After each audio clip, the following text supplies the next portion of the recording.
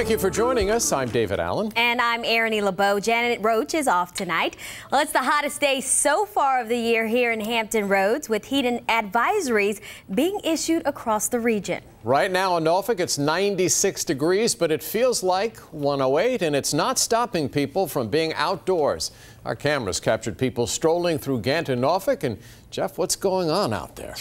It is unbelievably hot, high humidity levels, high temperatures. We know we got at least to 99 today, and in between the hours, we might have hit 100. We're waiting on final confirmation. Ought to come in within about the next half hour. We were 99, in fact, last hour, and now we've dropped a little. A few clouds starting to move in. It has been clear all day. Those are the clouds out ahead of a very, very potent line of showers and storms off to the north. You can see all these orange colors, a little bit of red from time to time, already infiltrating not just the northern areas of the northern neck, but also seeing some down across areas from Chincoteague, even down a little bit more into central areas there of Accomack County. All of this is going to continue, and as you can see, I mentioned it's a potent line. Look at all the thunderstorm activity.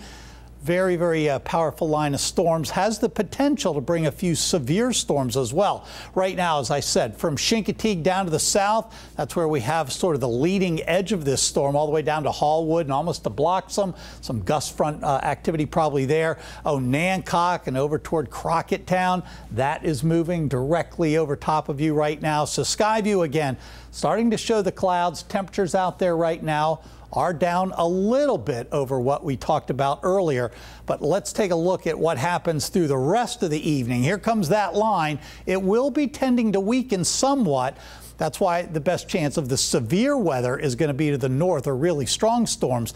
But anywhere should see at least some almost everywhere should see some showers this evening as this line gradually weakens and falls apart. So we'll watch for some heavy rain in spots this evening, maybe some gusty winds, and then that front cools us off. I'll talk more about that coming up. Jeff, thanks. Today is not the day you want to be without air conditioning, but people who live at one Newport News apartment complex say they don't have a choice because their AC units are not working. They spent the day outside demanding action from those responsible for the complex. 13 News Now reporter Nico Clemens is live in Newport News to explain what's being done. Nico. Yeah, David, tenants are fired up, and they have been all day. They say there are several problems here at the Aqua Vista apartment complex, but the main one they're hot about, especially on a day like today, is the lack of AC. Now, it's not everyone. Codes compliance tell us there are only about 30 units out here with AC not working properly.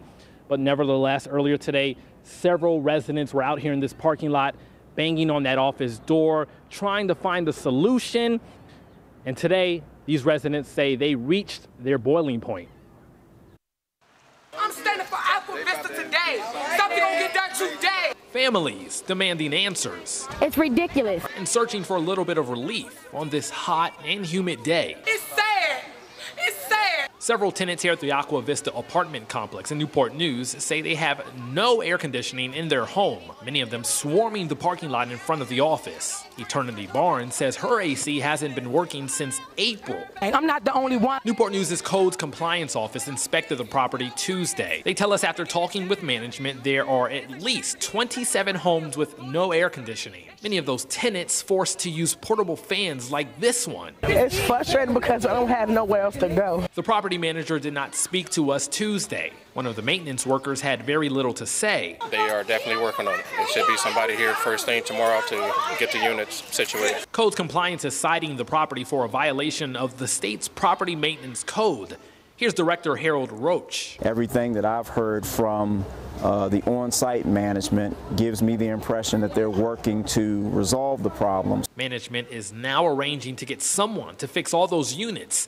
It should take up to 2 weeks. Some they'll start fixing as early as tomorrow. Many, like Barnes, say it shouldn't have come to this. That's why I made it my business today to call y'all, because I just feel like nothing is going to happen. Now, the state's property maintenance code requires code compliance to give management a reasonable amount of time to fix the problem, a problem they hope to have fixed again within the next 2 weeks. And right now, management is working to put some of their tenants in hotels until their AC is fixed and working properly. Live in Newport News, I'm Nico Clemens, 13 News Now. And speaking of energy and AC, Dominion Energy wants you to be smart with your energy use in this heat. Now, here are some ways you can do that. For one, keep your windows closed and covered during the day. Change your air filters because dirty ones can strain your AC unit. Now, seal any places around doors or windows where air might leak in or out. Also, avoid using the stove or oven. Using a crock pot, outdoor grill, or even the microwave will reduce heat inside the home. And finally, do not run the dishwasher or clothes dryer during the hottest part of the day. If you can't beat the heat on your own, there are some public shelters where you can go. Suffolk has several cooling shelters, including its Health and Human Services building, Suffolk City Hall, and city libraries. In Norfolk and Hampton, city community centers and libraries are open for residents who need to get out of the heat. There's also the Salvation Army Hope Center in Norfolk. The James City County Rec Center is another option. And in Gloucester County, the guest shelter is open Tuesdays and Thursdays from 10 a.m. until 5 p.m. Happening now, the Virginia Beach man accused of poisoning his ex-girlfriend on Valentine's Day in 2017 is on trial. 30-year-old Joseph Merlino is charged with first-degree murder in the death of Ellie Tran. Now, Merlino's attorneys tried to delay the trial because Merlino has been on a hunger strike for months, but a judge refused. A 13 News Now reporter Allie Weatherton is live in Virginia Beach with the latest. Allie? Well, it's been a long day in court. Jury selection started around 10:45 this morning. Then they took about an hour lunch break and they were back on right after that. Now here we are, almost 7 hours in, and they still haven't seen a jury.